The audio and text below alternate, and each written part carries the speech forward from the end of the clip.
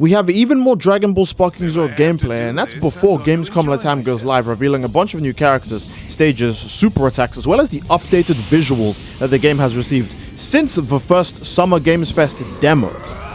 We should be getting that later today, but for now, we are watching Beerus versus Broly. I know a lot of people actually wanted to see more Beerus gameplay, so here it is, and this is actually like just fully in English. It's so weird because it's almost like no Dragon Ball Sparking Zero English gameplay. It's like a lot of it is like Spanish, you know, or Japanese, you know. The only English ones we have are like, you know, from our fan favorite content creators, Dotodoya, Siriax, Afro, etc., you know, all of the fan favorites. But for now, I just want to focus on this Beerus versus Broly. This is a matchup that Gogeta apparently considers quite close, because he's like, I can't tell who's stronger, Beerus or Broly. Or what does Goku say? That Broly might be stronger than Beerus. He doesn't even say he might be around his level. He says might be stronger. So that's pretty telling of how strong Broly is. But Beerus has like, you know, actual head on his shoulders. He can actually think. Broly's spacing out right now.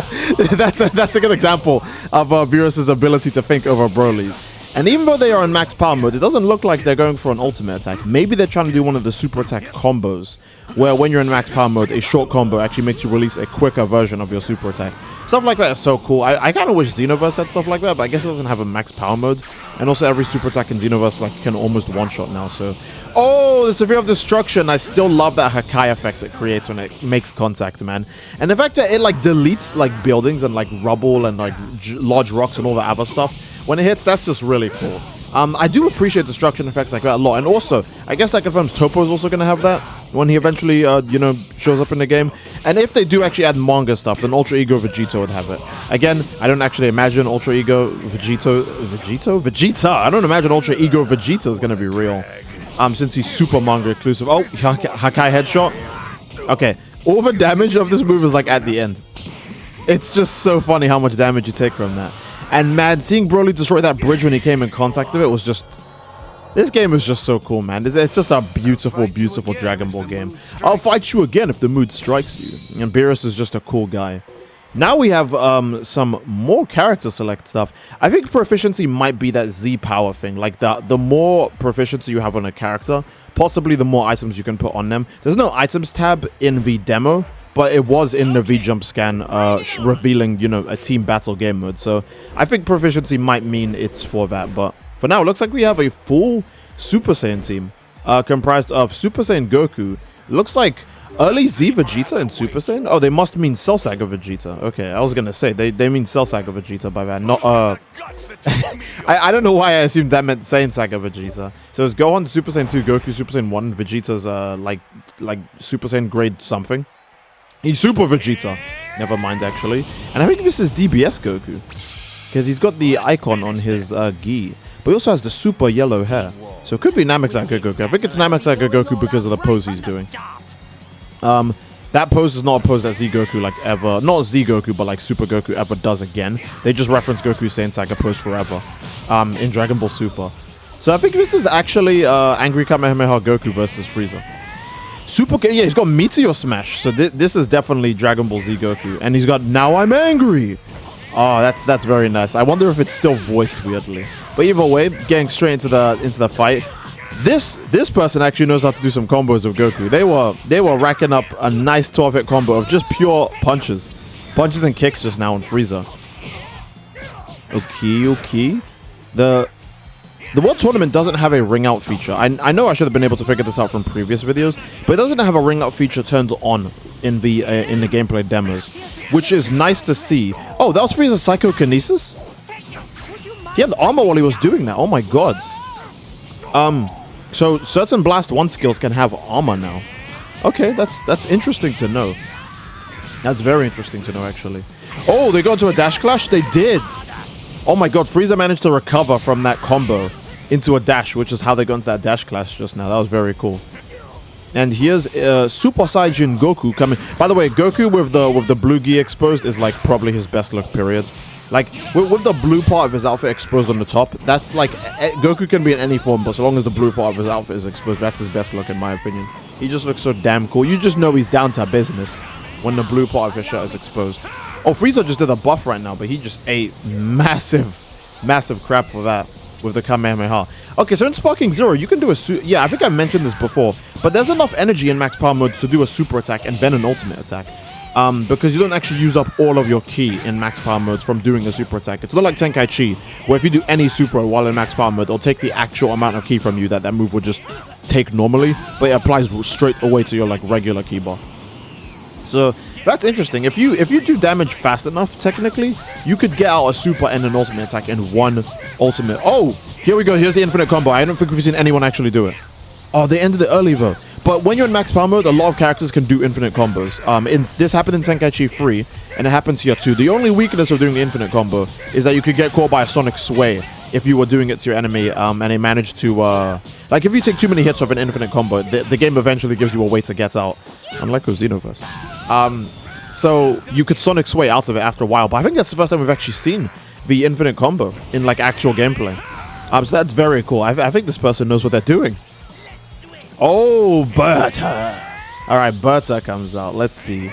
I love the key charge effects from normal key charge to max power mode, and that's Meteor Smash we're actually seeing. That flying kick is always so great. And this should end in a gut punch. I know this version ends with a gut punch, which is peak, because that's what it hits Frieza with. That gut punch is so iconic, and it's in like barely any Dragon Ball games, which is crazy. Goku ducking the punch and having like the fist pass through his hair as he strikes Frieza in the gut and watches him fall down is just so cool. I'm very glad that Sparking Zero might be the most anime accurate actually Dragon Ball game so far. I think they actually used the 5 years of time to not only develop a Dragon Ball game people would like, but to also be like, oh hey, wouldn't it? Oh my god, beams have crazy curve in this game. That hits him from directly below, because after he fired the beam, it bends like further to make sure that I don't think have we ever had a Dragon Ball game where you could just shoot straight down before? This might be the first one. Like just straight down. That's very cool. Oh my god. Speaking of anime accuracy, they must have been using those 5 years of development time to not only make the game as good as it is, but to make it so anime accurate with all the references, as well as, again, please mention any other Dragon Ball game you could shoot a beam straight down. You can't do that in Xenoverse because the character only like the character axis like is to such a point where you can actually miss if you're shooting like super attacks and ultimate attacks straight down, or because, you know, the game lags and stuff like that, right? I guess fighters counts, but that's only if the super attack itself actually goes straight down, like Andrew the Teen's super attack. But that's really, really cool to see that that you can actually aim super attacks straight down in this game, because they bend or curve towards the enemy, even from a range that close by. That was really nice to see. So very special to see. And right now they're picking their characters. Naturally, you always have to pick a Goku. He's the main character. If you don't pick a Goku, there's probably something wrong with you. Why didn't you pick Goku? You weirdo. Pick Goku. But yeah, we have base Goku here. I think it's Super Goku. Again, yeah, he's got the aesthetic. It's Super Goku. And then afterwards, I think that is also DBZ Vegeta. I think it's Cell Saga Vegeta again, because he's wearing the armor, but he's not got Super Saiyan Blue available. Is it just Goku and Vegeta? Okay, Goku, Vegeta, and who else? Great. I want to see how great Vegeta looks in the character select. I imagine if I recall, actually, he's so big, the camera pans all the way. Like, he lands down, creates a giant, massive cloud, and then the camera pans all the way up to his face. And it's really, really funny. And this is going to happen with every giant character in the game, by the way. It's going to happen with Annie Laza. It's going to happen with Grey Baby. It's going to happen with Cell Max, Hirudegarn. You know, there's so many big characters. Dr. Wheelo. Does anyone even remember Dr. Wheelo? If you remember Dr. Wheelo, leave a comment about it down below. I don't think anyone's going to remember characters like Dr. Wheelo, but yeah. Alright, DBS Broly. They are really going through the characters. Like, they give us time to see stuff, though. Okay. I'm just analyzing the characters' moves right now. And I think we've already seen basically I think we've actually seen every character's moves now. Like, every single character attack. Like, straight up. Except maybe, like, Dr. Gero, because no one actually picks him. But, no one actually picks Dr. Gero, but we have seen every character move now. And this is Goku's entrance again. He still does the pose. Did they swap to Z Goku? I thought he was Super Goku. Unless if he has Meteor Smash in his DBS form, but I don't imagine he would. You're going to have to earn. It wouldn't. No, he wouldn't. It would be on Midku. They probably picked Midku again, and I just like wasn't paying attention because Goku wasn't base, to be fair, and now he's in Super Saiyan. All right, but it's a Goku versus Vegeta fight. Those are always peak. Those are always peak fights. I do actually want to see the Goku's moveset because his pose was the same. So I think it might be mid-Q again. Also the fact that he's got these super blonde hair, like the fluffy hair, which is unique to this Goku. And not hit any of his later stages because because the Super Saiyan hairstyle changed after that. Oh, Gallic Gun, but keep in mind it does bend and track. And now Goku's already missing his shirt. I mean, to be fair, I love this look for Goku, so I don't care if he's missing his shirt. I wanted to say, closing the game Destroy really easy. I don't have too much of a problem with it, because super attacks actually look like decently difficult to land, especially because a lot of super attacks have the cinematic now. So they telegraph when they are happening, meaning you have more chances to evade it. Yeah, this is DBZ Goku again. Well, I mean early Z Goku, because yes, now I'm angry, and no instant transmission. So that's pretty telling of the era of the Goku. If he doesn't have instant transmission, then that's all you need to know, because it's the fastest way to travel, and Goku loves it. He'll keep telling you about it. And in fact, Vegeta will tell you about it if it's DBS manga Vegeta, because I'm pretty sure he can also do it in the manga as well. Either way, we're watching Son Goku versus Vegeta beat the tar out of each other some more still. I should say that there is a lot of character select gameplay that they showed. Character select gameplay doesn't really make a lot of sense, but there's a lot of the recording that's just focused on going through the character select menu, and we've seen that like a few times. So I'm not gonna include most of it in the video, because I after looking through this again, I'm like, oh my god, there's so much character select gameplay as I skim through this.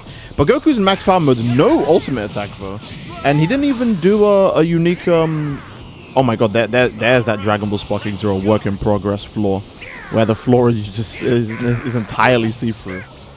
The stages are huge though, even from the missing textures, you can always see that the stages are huge. Oh my, I thought they were doing an actual combo. Oh my god.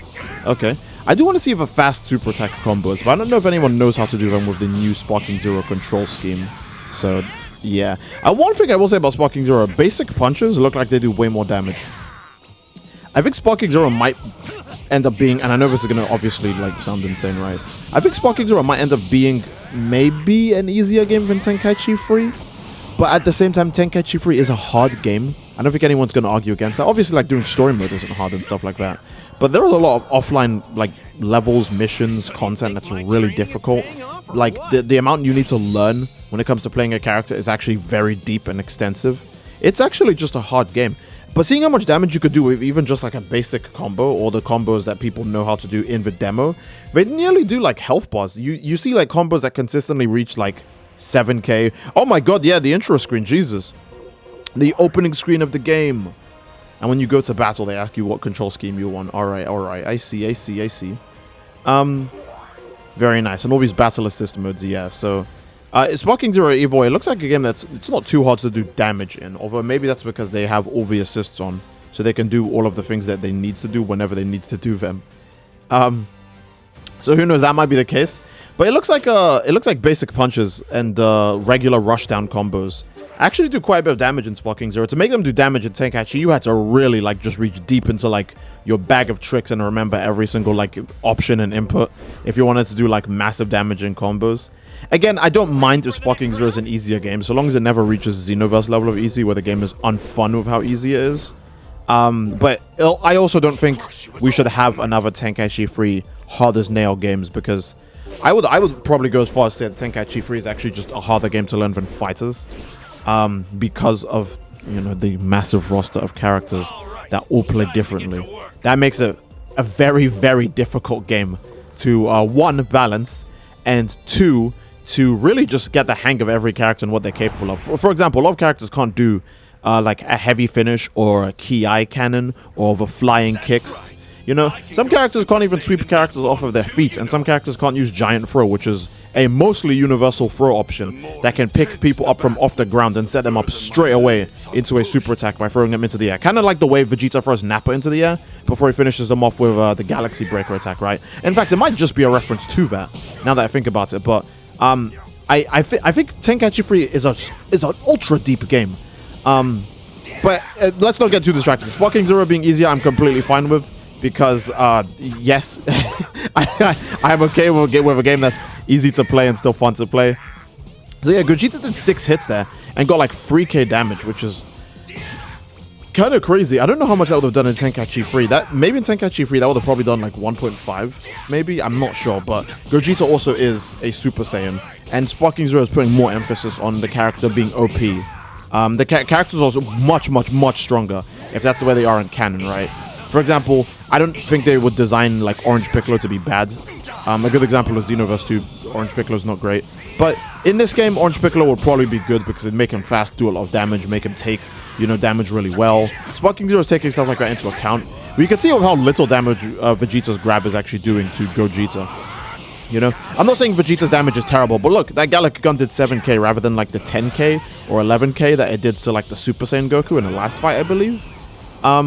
So the damage is tweaked ever so slightly if the character's forms or like tiers don't match up.